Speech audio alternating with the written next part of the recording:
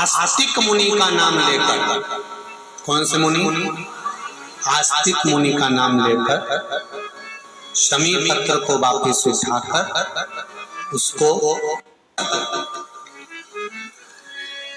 आस्तिक मुनि, शमी का पौधा, शमी का वृक्ष, शमी के वृक्ष के नीचे मात्र दूध और जल मिला हुआ जल, शमी के वृक्ष के नीचे मात्र ओघड़दानी अवधूतेश्वर महादेव के नाम से केवल हफ्ते में एक बार भी अगर दूध और जल का मिश्रण शमी के पौधे के नीचे कर दिया जाता है तो कहते हैं शरीर में बड़ी से बड़ी अगर बीमारी है, कहीं कैंसर जैसा रोग है या किडनी लीवर जैसा रोग है, कोई भी तकलीफ, कोई गांठ अगर शरीर में हो गई है तो शमी के वृक्ष के नीचे दूध का जल थोड़ा सा हफ्ते में एक बार, शमी के पेड़ के नीचे, शमी के वृक्ष के नीचे प्रत्येक महीने में शिवरात्रि आती है, हर महीने शिवरात्रि आती है, प्रत्येक महीने शमी के वृक्ष के नीचे तुमरुका जी का नाम लेकर महाराज एक घी का दिया, उसमें एक काली मिर्च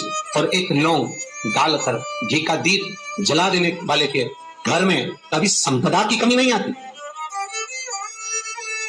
सत्ता और संपदा की कभी कमी नहीं आती। आज शनिवार का दिन है जिस दिन अपन इस दरिद्रता से मिलने के लिए पीपल के पेड़ के नीचे आए हैं। हिंदू धर्म में ये दिन पीपल के वृक्ष के लिए पूजनीय होगा। जो भी शनिवार के दिन पीपल के वृक्ष की पूजन करेगा, दूध चढ़ाएगा या मिष्ठान का भोग लगाएगा, लक्ष्मी और नारायण उसके घर में प्रवेश कर जाएगा, लक्ष्मी और नारायण उसके घर में प्रवेश करेगा। इसलिए नियम बनाया। कौन से दिन? शनिवार। लक्ष्मी जी बोली नारायण आपने तो एक दिन का वार लिख दिया, शंकर जी ने 7 वार बनाए हैं, रविवार, सोमवार, मंगल, बुध, गुरु, शुक्र और शनि, ये शिव जी ने बनाए। अब एक दिन आपने अपना बना लिया, बाकी के दिन अगर कोई इस पीपल के वृक्ष के नीचे आएगा और यहाँ तो दरिद्रता बैठी है तो उसका क्या होगा? भगवान नारायण बोले सुन दरिद्रता, तेरे से एक विनती है, अगर कोई भी मनुष्य इस पीपल के पेड़ के नीचे अगर 7 दिन में आता है और उसके हाथ में अगर कोई सामग्री होती है तो तू उसके घर में प्रवेश नहीं करेगी। नियम है पीपल के वृक्ष का, या तो पानी का लोटा लेकर जाओ, कुंकू का चोपड़ा लेकर जाओ, शक्कर लेकर जाओ, या पेड़ के नीचे चींटी को डालने के लिए आटा ले जाओ, पर खाली हाथ पीपल के वृक्ष के नीचे कभी मत जाओ, कभी नहीं जाओ। खाली हाथ जाओगे तो दरिद्रता तुम्हारे घर में प्रवेश करेगी। दरिद्रता उठकर खड़ी होकर बोली नारायण तुमने अपनी मनमानी करी है, एक दिन मुझे भी मेरा चाहिए। भगवान ने कहा बोल कौन सा दिन चाहिए? दरिद्रता कहती है रविवार के दिन इस पीपल के वृक्ष के नीचे मैं दिन भर नृत्य करूं, इसमें रहूं, और जो यहाँ आए रविवार को मैं उसके घर में प्रवेश करूं।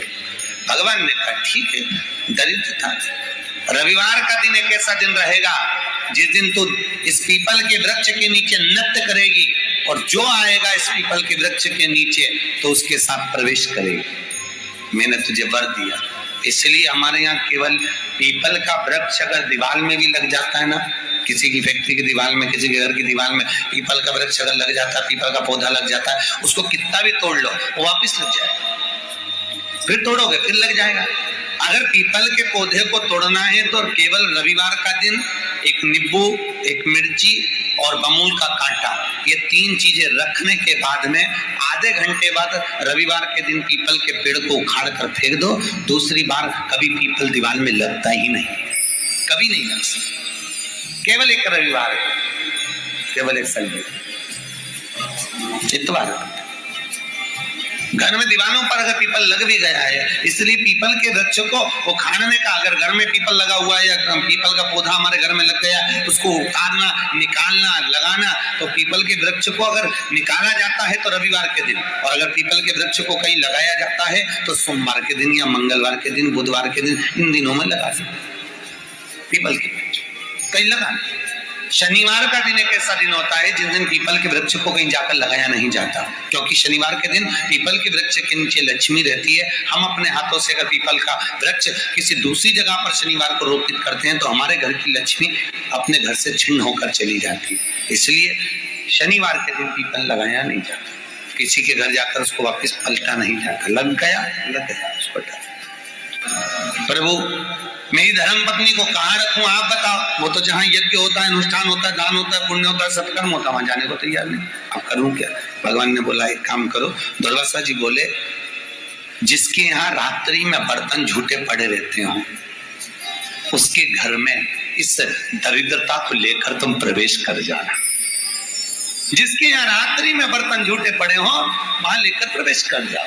दूसरी जगह दुर्वासा जी बोले जो स्त्री घर में दोपहर के समय पर सो रही हो उसके घर में इसको लेकर प्रवेश कर जाइए। जो स्त्री दोपहर के समय में घर पर सो रही हो इस दरिद्रता को लेकर प्रवेश कर जाइए। तीसरा, जिसके यहाँ पर दरवाजे पर कांटे वाले पौधे लगे हों उस घर में इस दरिद्रता को लेकर प्रवेश कर जाइए। दरिद्रता कितनी सुंदर बात कही है।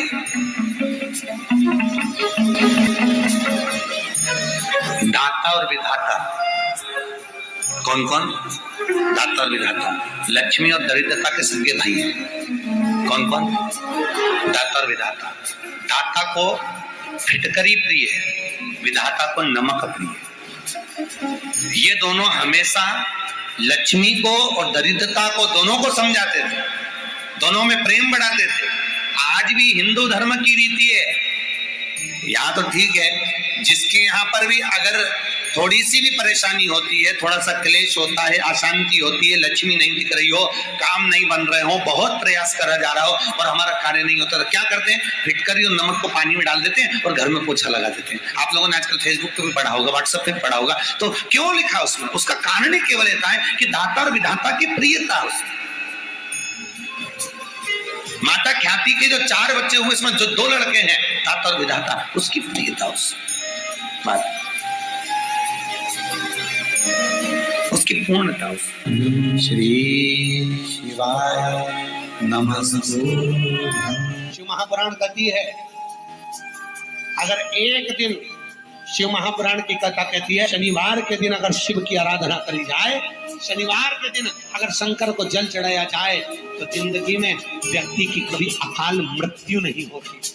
कि बैसाख महीने में पवित्र वृक्ष के जड़ में 1 लोटा जल समर्पित कर देने पर और वहां की जो रज है उसको मस्तक पर चढ़ा लेने पर 84 लाख योनियों से मुक्ति मिल जाती है।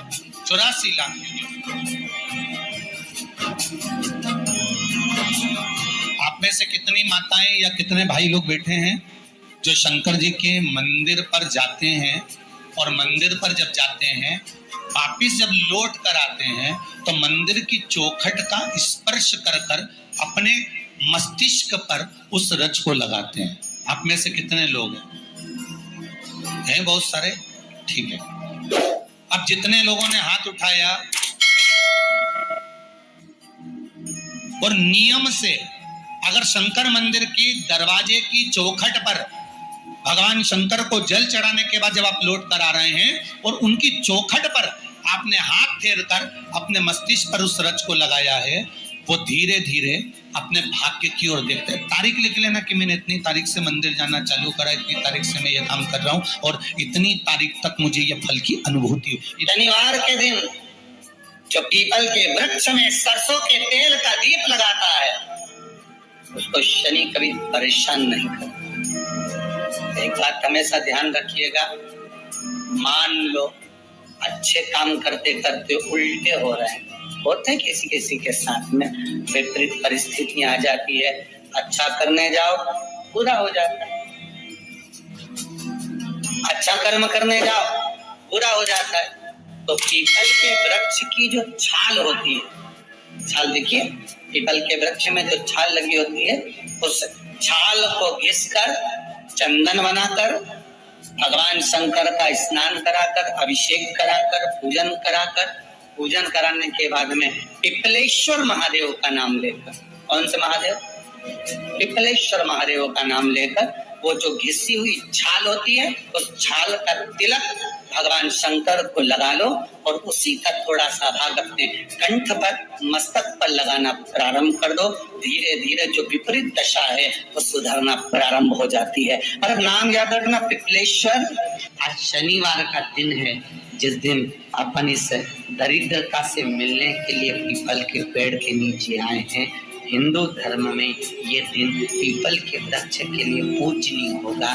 जो भी शनिवार के दिन पीपल के वृक्ष की पूजन करेगा, दूध चढ़ाएगा या मिष्ठान का भोग लगाएगा, लक्ष्मी और नारायण उसके घर में प्रवेश कर जाएगा। लक्ष्मी और नारायण उसके घर में प्रवेश करेगा। गौ माता को अपने घर से एक रोटी देना चालू कर दीजिए, जिंदगी में कभी धोखा नहीं खाओ। शिव शंकर जपो तेरी माला, भोले बाबा जपो तेरी माला, भोला सब दुख काटो, ओ भोला सब दुख काटो। आप उससे निवेदन करेंगे। गरुण घंटी देखी आपने, वो बजाते हो गरुण जी महाराज की घंटी। ये घंटी का नाद कहाँ कहाँ करना चाहिए? गरुण घंटी का नाद किया जाता है सबसे पहले भगवान के सम्मुख में, ठीक है। दूसरी जगह गरुण घंटी का नाद करना चाहिए फिर अपने रसोई घर में, जहां पर परिंदा भरा है उस स्थान पर, पितरों की शांति के। तीसरी जगह जहां पर अपना लक्ष्मी रखते हो, अलमारी तिजोरी उसके पास में। चौथा घंटी का नाद करना चाहिए दरवाजे के पास में, दरवाजे के अंदर के भाग में। फिर पांचवा, गरुण घंटी को घर के बाहर, घर से दरवाजा लांग कर बाहर खड़े होकर घंटी का नाद किया जाता है। कहते हैं जो ये 5 जगह पर घंटी का नाद करता है उसके घर में कभी संपदा की कमी नहीं होती। इतना गरुण घंटी के नाद की महत्वता है। और दुनिया के लोग